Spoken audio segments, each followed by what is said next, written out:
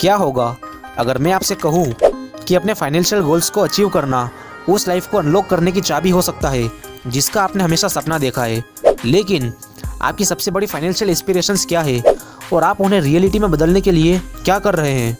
अब आपके पास कोई जवाब नहीं होगा। यही प्रॉब्लम मैक्सिमम लोगों के साथ होती है। ज़्यादातर लोग अपनी लाइफ में कुछ बड़ा करना चाहते हैं, अपनी वेल्थ को, अपनी इनकम को बढ़ाना चाहते हैं, लेकिन प्रॉब्लम ये होती है कि लोगों के पास कोई प्लान नहीं होता। लोगों को कोई बताने वाला नहीं होता कि एक्चुअल में उन्हें किस तरह से इन्वेस्टमेंट करना है। लेकिन टेंशन नॉट, मैं आपको स्टार्टिंग से एंड तक सब सिखाऊंगा, वो भी गारंटेड। तो कम ऑन दोस्तों, मैं अक्षत आपका स्वागत करता हूँ आपके अपने चैनल लिविंग हैंड में। एक अच्छी वेल्थ बनाने के लिए समझदारी से किया हुआ इन्वेस्टमेंट बहुत ज़रूरी है, क्योंकि ये आपके पैसे को टाइम के साथ साथ बढ़ाता जाता है। आप अपनी वेल्थ को स्टॉक, बॉन्ड या फिर रियल एस्टेट जैसी जगहों पर लगाकर काफ़ी ज़्यादा पैसा कमा सकते हो, जिससे आपकी वेल्थ बहुत तेज़ी से बढ़ेगी।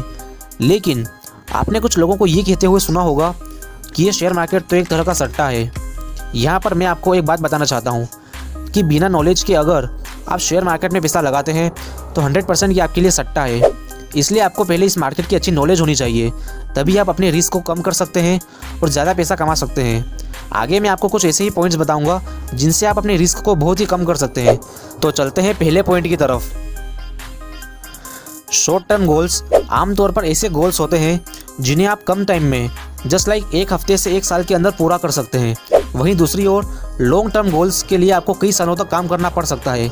लेकिन सबसे ज़रूरी बात, शॉर्ट टर्म गोल्स आपके लॉन्ग टर्म गोल्स को पूरा करने में मदद करते हैं और लॉन्ग टर्म गोल्स आपकी वेल्थ को बढ़ाने और आपको अमीर बनाने में मदद करते हैं। इसलिए आपको अपने लिए शॉर्ट टर्म और लॉन्ग टर्म दोनों टाइप के गोल्स बनाना है।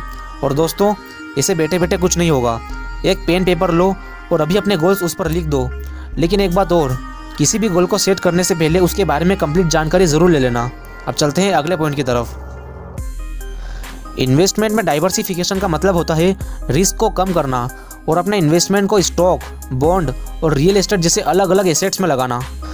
अपना सारा पैसा एक जगह ना लगाकर आपको अलग अलग एसेट्स का इस्तेमाल करना चाहिए। ऐसा करने से आपका रिस्क काफ़ी कम हो जाएगा, जिससे आपका प्रॉफिट बढ़ता जाएगा। इन्वेस्टमेंट में रिस्क टॉलरेंस का मतलब होता है कि आप अपने इन्वेस्टमेंट में कितना रिस्क ले सकते हो। कई लोग ज़्यादा रिस्क लेकर ज़्यादा प्रॉफिट के लिए काम करते हैं, वहीं कुछ लोग कम रिस्क लेकर एक नॉर्मल प्रॉफिट कमाने के लिए काम करते हैं।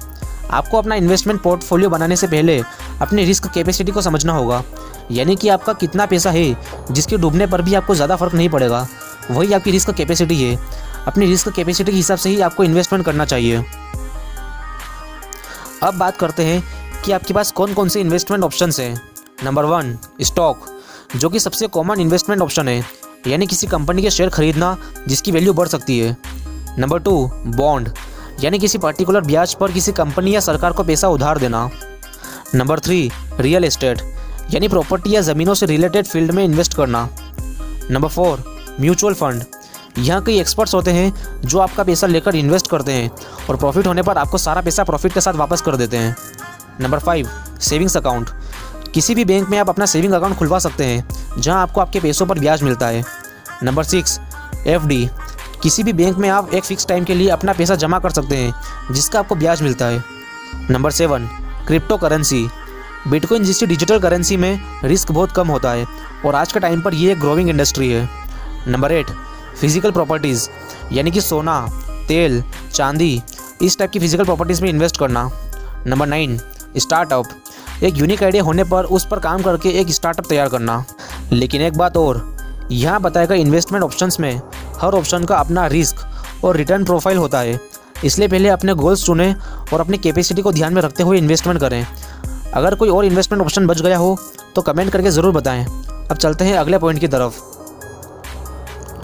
आपको इन्वेस्टमेंट में एक बार में सारा पैसा लगाने की बजाय थोड़ा थोड़ा पैसा कंसिस्टेंटली लगाना चाहिए। ऐसा करने से आपको आने वाले टाइम में ज़्यादा प्रॉफिट होगा।